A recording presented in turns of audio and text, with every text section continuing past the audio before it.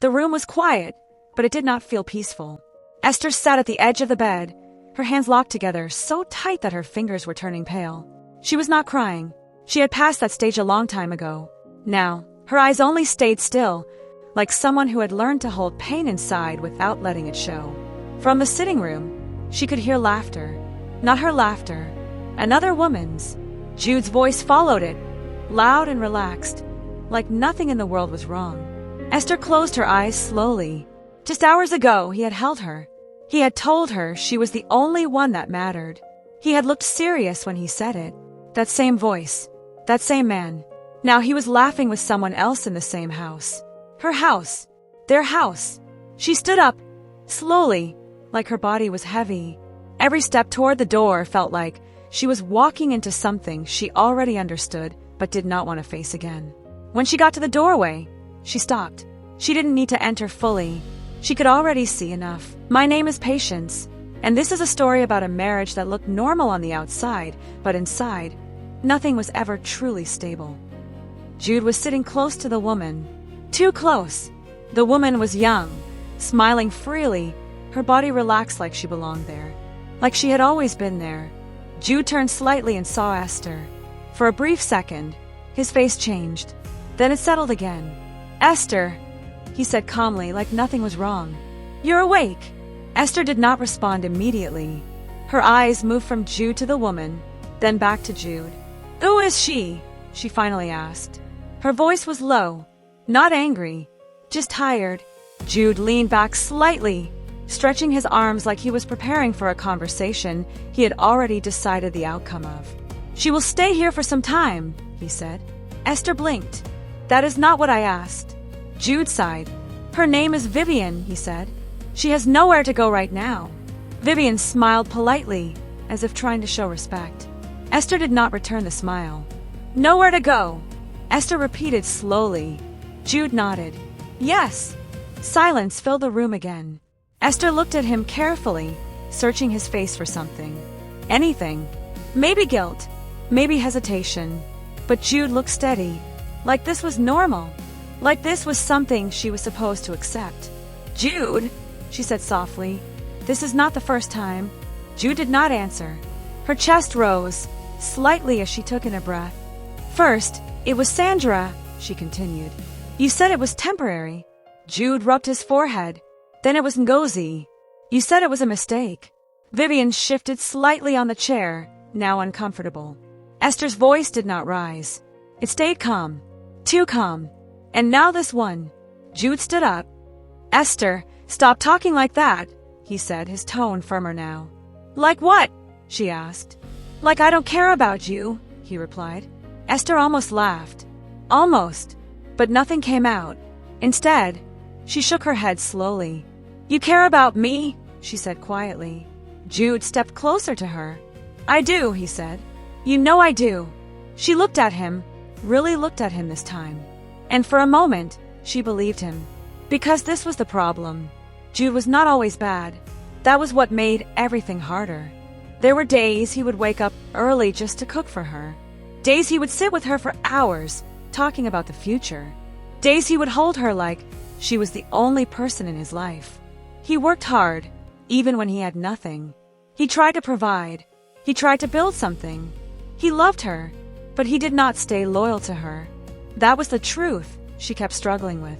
"I am carrying your child," Esther said suddenly. The room went silent again. Jude froze. Vivian looked up quickly. Esther's voice did not shake. "I have been carrying your child for months," she continued. "And this is what you bring into this house." Jude ran his hand through his hair. "You should have told me earlier," he said. Esther stared at him. "That is what you have to say." Jude exhaled deeply, clearly frustrated. "Esther, listen," he said. "Things are not easy right now. I am trying my best." "Trying your best," she repeated. "Yes," he said. "You think I don't know what I'm doing? You think I don't see everything?" Esther's eyes filled slightly now, but she still did not cry. "Then why do you keep doing it?" she asked. Jude did not answer immediately, because he did not have a simple answer. "I don't know," he finally said. That answer hurt more than anything else. Esther nodded slowly. At least it was honest. I am not leaving you, Jude added quickly. You are the one I love. Esther looked at him again. You say that every time, she said. And it's true, he replied. She shook her head.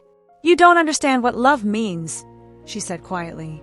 Jude's face hardened slightly. Don't say that, he warned. But Esther did not stop. Love is not just what you say when things are calm, she said. Love is what you choose when things are hard. Jude turned away. He did not want to hear it. Not because it was wrong, but because it was right. The silence that followed felt heavy. Finally, Esther stepped back. I am tired, she said. And this time, it was clear she was not just talking about that moment. She walked back into the room without waiting for his reply. Jude stood there for a long time. Vivian did not say anything. She already understood something important. This was not just a house. It was a place filled with something broken. That night, Jude did not sleep. He sat alone in the dark, thinking. He remembered the early days with Esther, when everything was simple, when he had nothing, but she still stayed, when she believed in him more than he believed in himself. He remembered how she used to smile at him. Not like now. Not like someone who was slowly getting used to pain. Jude pressed his face into his hands. I will fix this, he whispered to himself. But even he did not know how. Because deep down, he knew this was only the beginning. Morning came, but nothing felt new. Esther woke up before everyone else. She did not sleep well. Her body felt weak, but her mind was already active. Too many thoughts, too many memories mixing with what just happened the night before. She sat up slowly and held her stomach. I will be fine, she whispered to herself. There was no one to answer her. From the other room, she could hear movement, low voices, a door opening and closing. Life in the house had already continued, like nothing serious had happened. Esther stood up and tied her wrapper properly. She walked into the kitchen without making noise. She did what she always did. She started preparing food, not because she felt like it, but because that was her life now. Responsibility had replaced emotions. A few minutes later, Jude walked in. He stopped when he saw her. For a moment, he looked like he wanted to say something. Good morning, he finally said. Esther did not turn. Morning, she replied quietly. Jude stepped closer. You should be resting, he said. You're pregnant. Esther gave a small nod. I know, but she did not stop what she was doing. Jude watched her for a few seconds, then reached out and held her arm gently. Esther, he said. She paused, not because of a touch, but because of a tone. That tone again, the same soft voice he used when he wanted to calm things down. I will handle everything, he said. You don't need to stress yourself. Esther slowly removed her hand from his. I have been handling everything, she replied. Jude went quiet. She turned to look at him now. Her face was not angry. That was what made it heavier. You always say you will fix things, she said. But things keep getting worse. Jude looked down. I am trying, he said again. Esther nodded. I know, she replied. And she meant it. That was the confusing part of loving Jude. He was not a lazy man. He was not useless. Even now, when money was still small, he worked every day. He pushed himself. He talked about the future like it was something he could see clearly. He wanted to succeed, and Esther believed he would. That was why she stayed, even when everything inside her told her to leave. Eat before you go out, she said, turning back to the pot. Jude looked at her. That was it. No shouting, no long argument, just acceptance. And somehow that felt worse. Days passed, then weeks, then months. The house became something else. Not peaceful, not stable, just active. Sandra came back, then Gozi, and now Vivian was still there. 3 women, 1 house, and Jude in the middle of all of it.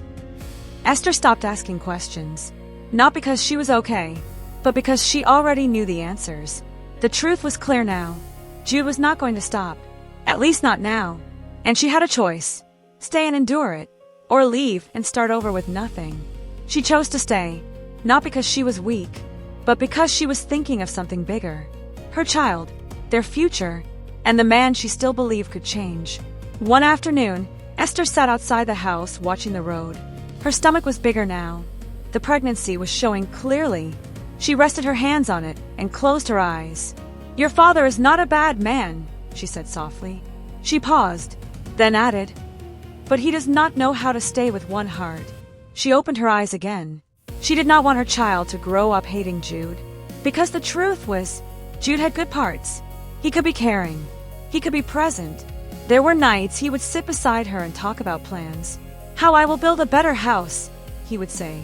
"How I will take care of you properly. How you will never suffer again." And in those moments, he sounded real. Not like a man lying.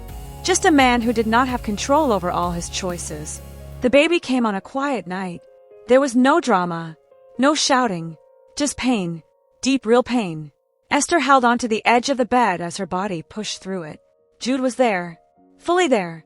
For once, nothing distracted him. He stayed by her side. He held her hand. He spoke softly. "You're strong," he kept saying. "You can do this." And Esther believed him, because in that moment, he was exactly the man she wanted him to be. Present, focused, only hers.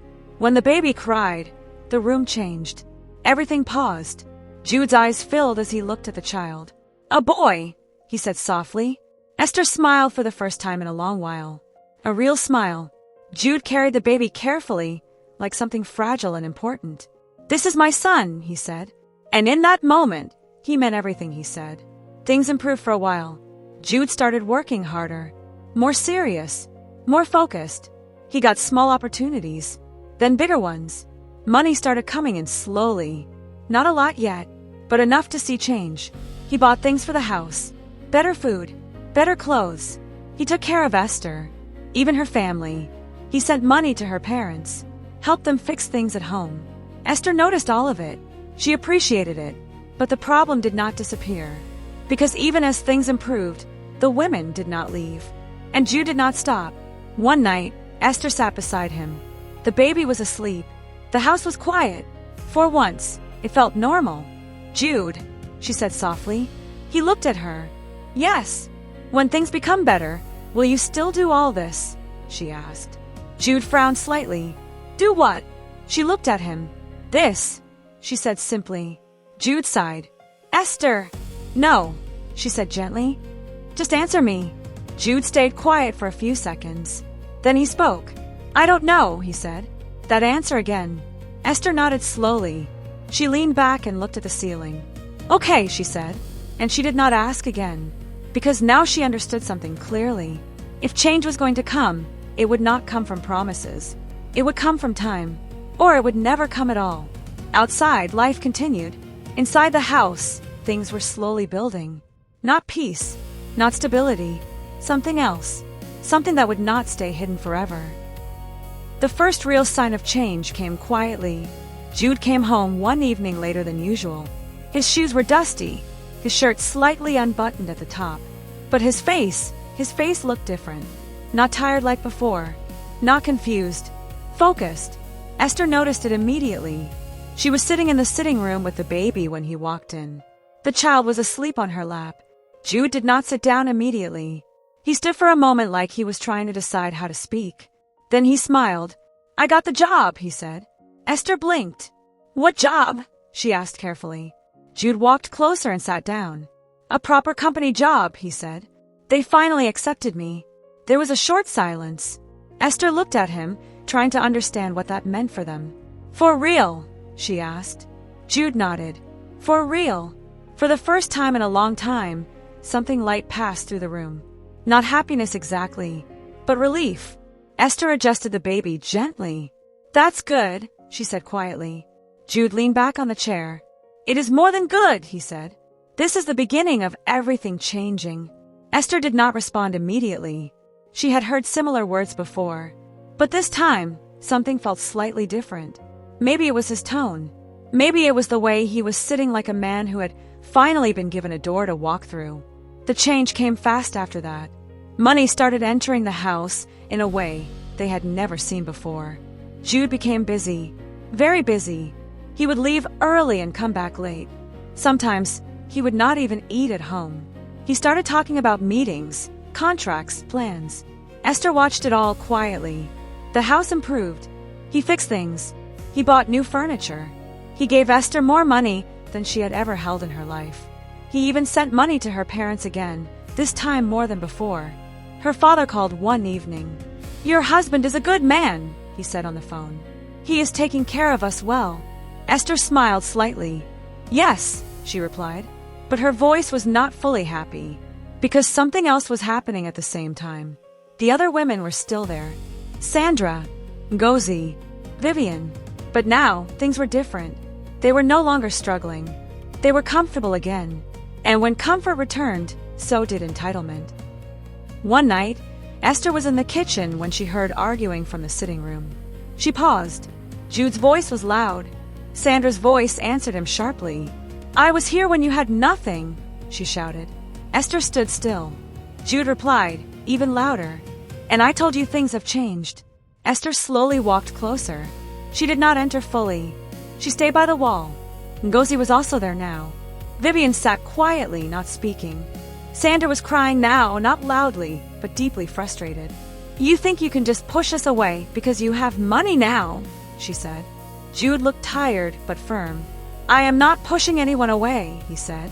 "But things cannot continue like this." Sandra laughed bitterly. "Like what? Like you forgetting us?" Jude rubbed his forehead. "I never forgot anyone," he said. Esther watched quietly. This was not new, but the difference now was power. Jude had money now, and money changed how people spoke. Later that night, Esther and Jude were alone in the bedroom. The baby was sleeping. The house was quiet again. Jude sat on the edge of the bed, loosening his shirt. Esther stood near the window. "You heard them," she said. Jude did not deny it. "Yes." She turned to him. "What are you going to do?" Jude exhaled slowly. "I am trying to settle everything," he said. Esther nodded slowly. "But they are not leaving," she said. Jude stayed silent. That silence answered her more than words. Esther walked closer and sat down. "Jude," she said softly, "this is not normal." He looked at her. "I know," he said, "but I am handling it." Esther shook her head slightly. "You always say that." Jude leaned forward. "Esther, listen to me," he said. "I did not plan for things to become like this." She looked at him. "But they are like this," she replied. Another silence. This one longer. Jude finally spoke again. "I will fix it," he said. But even he sounded unsure this time. Weeks passed again. The tension in the house did not reduce. It only changed shape. The women stopped arguing loudly, but their presence became heavier. Esther noticed something else too. Jude was changing, not in success, but in stress. He became easily angry, quick to react. Sometimes he would speak harshly, then regret it later. One evening, it happened with Esther. She was asking him a simple question about money for the house. But he snapped. "Why is everything always about money?" he said loudly. Esther went quiet. That silence made him pause. He rubbed his face. "I'm sorry," he said quickly. But Esther did not respond immediately. She just looked at him. Not scared, not angry, just tired. "You are always under pressure," she said finally. Jude nodded. "Yes, but I am also here," she said. Jude looked at her. "I know," he said softly, but knowing was not the same as changing. That night, for the first time in a long time, Esther did not sleep beside him. She sat in the sitting room alone. The house was quiet again, but her mind was not. She looked at her child sleeping in the room nearby. Then she looked at the empty space around her, and she asked herself something she had avoided for years. How long can love survive inside confusion? She did not answer it, because deep down, she already knew the answer was not simple. And somewhere in the same house, Jude was also awake, thinking, not about success this time, but about everything he had built, and everything he was slowly struggling to hold together. The house did not change overnight, but something inside it started breaking slowly, not loudly, just small cracks that nobody wanted to talk about. Esther noticed it first in the mornings. Jude stopped greeting her the same way. Not rude, just absent, like his mind was always somewhere else. Even when he was sitting close to her, he was not fully there. And Esther did not complain. She had learned that complaining only made things worse. So she kept quiet. She focused on her children. She focused on the house. She focused on surviving the days. But inside her, she was getting tired. One afternoon, everything shifted again. Esther was feeding her child when she heard noise outside. Voices. Loud voices. She stood up and went out. What she saw made her freeze. Sandra and Ngozi were standing outside the gate with bags. Vivian was already inside the compound, arguing with Jude. Sandra's voice was sharp. "You think you can just send us away like we are nothing?" she shouted. Ngozi was crying, holding her child. Jude stood in front of them, his face tight. "I did not say you are nothing," he said. Sandra laughed bitterly. "But you said we should leave." Jude rubbed his forehead. "Things are not the same anymore," he said. Esther stood there quietly, watching. This was what she always feared. Everything collapsing at once. Sandra pointed at the house. "When you had nothing, we stayed," she shouted. "Now you have money. We are not good enough." Jude did not answer immediately, because there was truth in what she said, and that truth made him silent. That night, the house felt empty. Only Esther and Jude were inside. The others had left. Not peacefully, not completely, just gone for now. The silence in the house was heavy. Jude sat on the floor in the sitting room. He looked tired, not physically, but inside. Esther stood near him for a long time before speaking. "You are bleeding this house," she said softly. Jude looked up at her. "I am trying to fix it," he replied. Esther shook her head. "No," she said.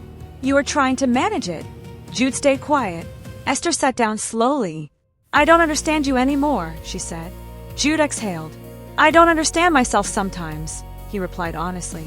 That honesty made Esther pause, because it was the first time he said something without trying to defend himself. She looked at him carefully. "You used to be different," she said. Jude nodded slowly. "I know." A long silence followed. Esther adjusted her wrapper. "You promised me many things," she said quietly. Jude did not interrupt. "But I am still here," she continued. "I stayed. Through everything." Jude looked at her. "I know you did," he said softly. Esther's voice dropped even lower. "And I still don't regret loving you." That statement hit the room differently. Jude blinked, because he knew what she was really saying. She still loved him, even now, even like this. But love was no longer enough. Days later, things became worse in a quiet way. Jude started coming home late again. But this time, there was no explanation. No long talking. No promises. Just silence. Esther stopped asking, because every question felt like it was entering a place she was not welcome anymore. One night, she heard him on the phone outside. His voice was low, but she caught fragments. "I will come, don't worry. I am still here for you." Esther stood in the dark hallway listening, not moving, not reacting, just standing. When he came inside, he saw her. For a second, both of them stopped. Neither spoke. Jude looked like he wanted to explain, but Esther raised her hand slightly. "No," she said softly. Jude paused. She nodded once. "I am not doing this anymore," she added. Jude's face changed. "Esther," she shook her head. "I am not fighting for space anymore," she said quietly. "I am tired." Jude stepped closer. "You are my wife," he said quickly. Esther looked at him. "Yes," she said, "but I am also a human being." That sentence stayed in the air longer than anything else. That night, Esther did not sleep. She sat beside her child, looking at him, touching his hair softly, thinking, not about love, not about anger, but about time. How long she had stayed, how much she had endured, how many times she had chosen silence over peace. The house outside was quiet, but inside her, something was shifting. Jude was also awake. He sat outside alone. He remembered everything. Esther staying with him when he had nothing. Esther forgiving him when he failed her. Esther giving him children. Esther standing beside him when others left. And now he could feel it. He was losing her. Not suddenly, not dramatically.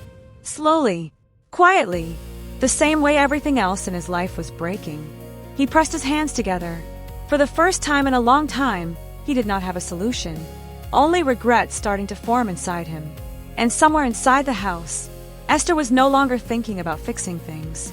She was thinking about what leaving would cost, and whether staying had already cost too much. The morning Esther decided, nothing looked different. The house was still the same. The chairs were still in place. The same walls. The same silence. But inside her, something had already ended. She woke up early like always. But this time she did not rush to cook. She did not rush to clean.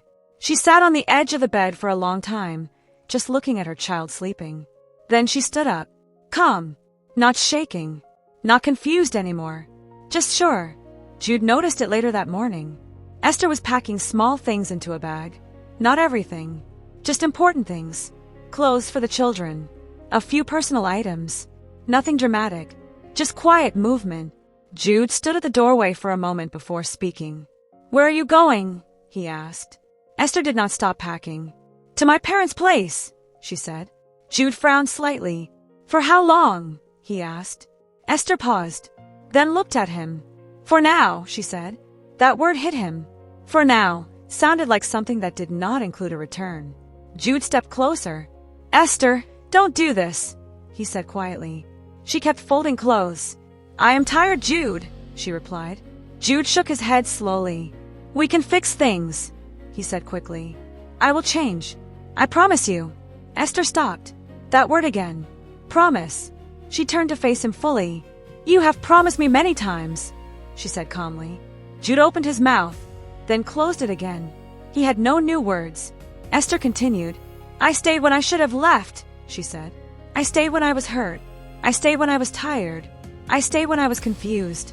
Her voice did not rise. It stayed steady. "And I am still not angry with you," she added. That made Jude blink, because he expected anger. But there was none, only truth. Esther picked up her bag. "I just cannot stay anymore," she said softly. Jude followed her outside. The children were already waiting. The air felt different. Not loud, not emotional, just final. "Esther," Jude called again. She stopped walking, but she did not turn fully. Jude stood behind her for a moment. "I know I failed you," he said. Silence. "I know I hurt you," he continued. Esther looked down slightly, but still did not turn. Jude's voice lowered. "I never stopped loving you," he said. That one made her pause longer, because she believed that. She always believed that. But she also knew something else now. Love alone was not enough to stay in pain. Esther finally turned slightly. "I know you loved me," she said. Jude looked at her quickly, like there was still hope in those words. But she finished the sentence. "But love is not enough when it keeps breaking the same person." That was it. No shouting. No insult. Just truth. She walked away. Slowly. With her children. Jude stood still. He did not follow. He wanted to. But something in him knew this was not something he could stop anymore. So he just watched, until she disappeared from sight. Days passed after that. The house became quiet in a way it had never been before. Not peaceful. Empty. Sandra did not come back. Ngozi did not come back. Vivian did not come back. It was just Jude. And silence. He stopped going out as much. He stopped talking loudly on the phone. Even work did not feel the same anymore. Money was still coming, but it did not feel like success anymore. It felt like noise. One evening, he went to visit Esther's parents. He did not enter the house properly at first. He just stood outside. Esther's father came out and looked at him for a long time. Jude lowered his head slightly. "I am sorry," he said. No excuses. No explanations. Just that. The older man did not speak immediately. Then, he said quietly, "She stayed with you longer than most people would." Jude nodded. "I know," he replied. There was a long silence. Then Esther's father added, "But staying too long can break a person." Jude did not argue, because he saw it now. Months later, the divorce was completed. No drama in court, no shouting, just papers, just signatures, just finality. Esther did not look back when she signed. Not because she hated him, but because she was done carrying something that kept hurting her. Jude walked out of the court alone. The papers were in his hand. Half of his property gone. But that was not what hurt him most. What hurt him most was not being able to call her anymore. Not being able to sit in that house and hear her voice.